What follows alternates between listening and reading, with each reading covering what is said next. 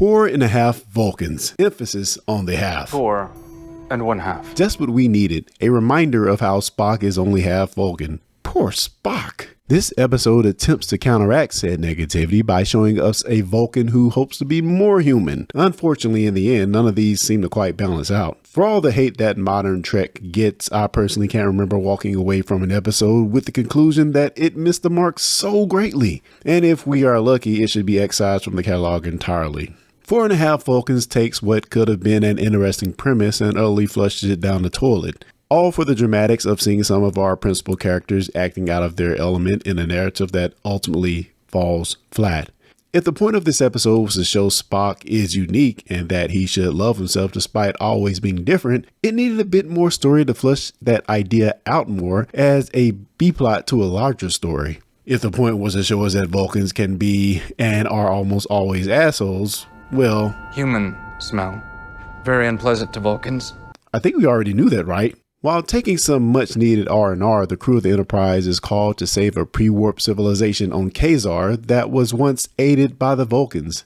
A civilization that was somehow advanced enough to detect non-Vulcan intruders, but not smart enough to fix the nuclear technology that the Vulcans had once gave them to save their dying civilization. The solution? Use that good old Kerkovius serum once used to restore Spock's half-Vulcan DNA in order to turn members of the Enterprise crew into full green-blooded Vulcans to carry out the mission without being detected. Complications arise when the serum that would have been used to turn our crew back to their human form fails. The setup for this episode does that thing that I love so much about Strange New Worlds, building upon its own lore and using that as a starting point for something interesting and new. And listening to a bit of the reviews and takes on this episode, I get the feeling that it's almost universally hated, but alas, there are some good things. First off, maybe the not so novel idea of becoming another race of beings to carry out a mission. What's new here is the idea of completely altering the crew's DNA in order to complete said mission. Most of the time when there's a transformation for a mission, it's been primarily cosmetic. So the concept here is solid, but in my opinion, it only works if we have some real continued story arc around said change. They executed the initial mission flawlessly, and the rest of this episode is all about the ensuing dramatic tension of our characters being Vulcan. Captain Pike runs the ship into an efficiency nightmare and nearly sabotages Batel's chances of working for Starfleet Legal again. Uhura achieves her relationship goals by mind melding with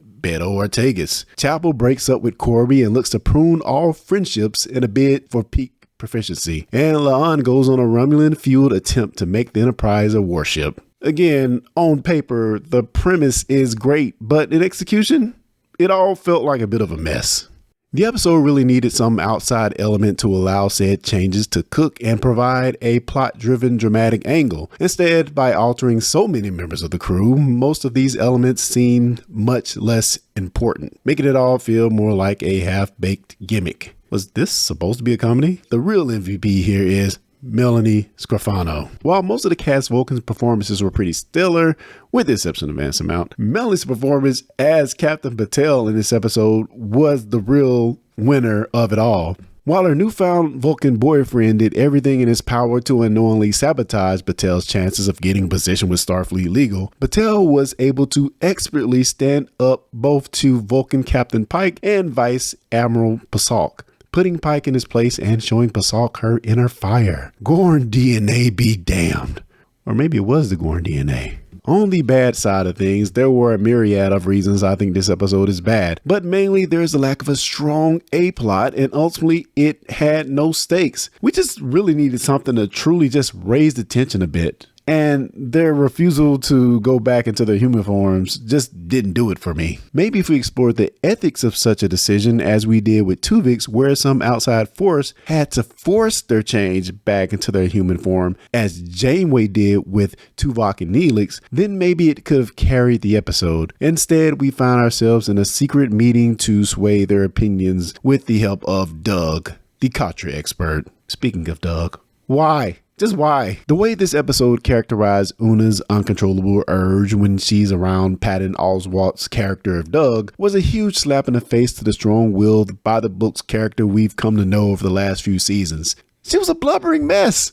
She makes Spock her impromptu husband, She fumbled over even the simplest explanations. She even has a cringe conversation trying to show Doug that her life is now good without him. It all felt the antithesis of the character. That said, I think I could have possibly grown to like Doug as a character if he hadn't been paired with such a tone-deaf plot. Even the part in the end where Spock is trying to show him some humanity, it still just felt all forced and contrived. And my other big gripe with this episode is the inclusion of James T. Kirk. He absolutely was not needed. His role could have easily been filled by Sam and Binga or some other character. But again, we have to make Scotty and Kirk become buddies, so here we are. I guess I did appreciate how their awkwardness in the beginning became less awkward by the time they were sharing a drink at the bar. Another extremely Trekkie nod in this episode is La'an's transformation. It's clear that La'an was more akin to the Vulcans' Romulan brothers and sisters. Also, we get the great moment where Pike and La'an both talk about their time travel adventures with the Romulans, with Pike referring to his trip to the future in the Balance of Terror What If, A Quality of Mercy, and La'an referencing her trip to the past to stop Romulan agent Sarah from killing her ancestor Khan Noonien Singh and rewriting the formation of the Federation. Oh, there's also Nurse Campbell's plumbing soup at the end of the episode, which really made me smile. And lastly, the La'an Katra sequence that was part fight, part dance battle. During the sequence, the science lab looked more like cetacean ops. Nice. And please, for the love of Vulcan, no more dancing. What did you think of this episode? Obviously, I actively disliked it, but I think all the elements were there. It just really lacked some greater plot to pull all those elements in together to make the episode gel. It just kind of felt all over the place. It felt like a mess. Leave a comment below. Let me know what I missed. Bye. Can I say that like shut up Wesley? I can just go shut up Clarence?